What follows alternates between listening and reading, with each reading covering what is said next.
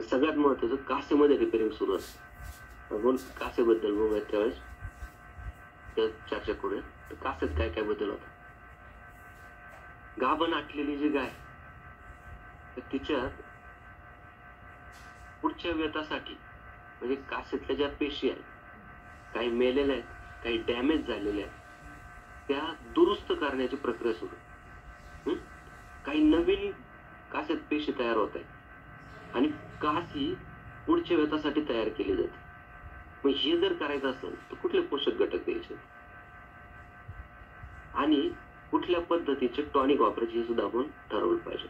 तिथं आपल्याला काय द्यावं लागेल, व्हिटॅमिन ई द्यावं लागेल, सेलेनियम द्यावं लागेल, AD3E द्यावं लागेल, त्याचबरोबर मित्रांनो बायोटिन द्यावं लागेल.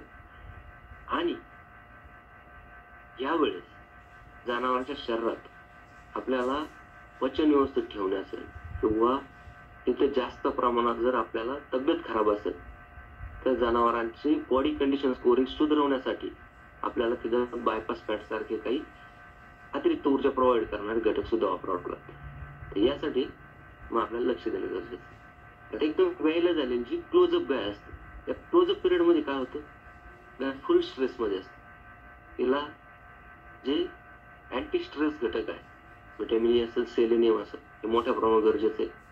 त्याचबरोबर मित्रांनो त्या गायीला चारा खाण्याची कॅपॅसिटी खूप कमी झालेली आहे. म्हणून आहे त्या चाऱ्यामधून एनर्जी, प्रोटीन, मिनरल, विटॅमिन्स सगळं जास्तीत जास्त जाईल याची काळजी घेणं गरजेचं.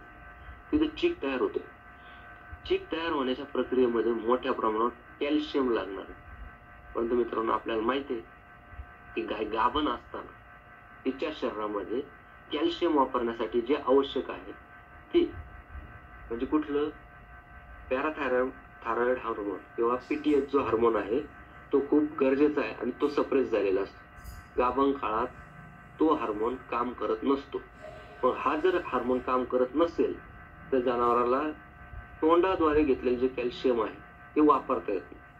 मग तोंडाद्वारे घेतलेले कॅल्शियम जर वापरता येत नसेल तर मग जनावराला अतिरिक्त कॅल्शियम चीक तयार करण्यासाठी, गाय विताना गर्भाशयाला काळा घेण्यासाठी, तिच्या मसलला स्ट्रेंथ देण्यासाठी, परत विल्यानंतर मोठ्या प्रमाणात दूध उत्पादन करण्यासाठी हे कॅल्शियम कुठून येणार? कारण जनावरांच्या रक्तामध्ये स्टोरेज नसतं कॅल्शियमचं.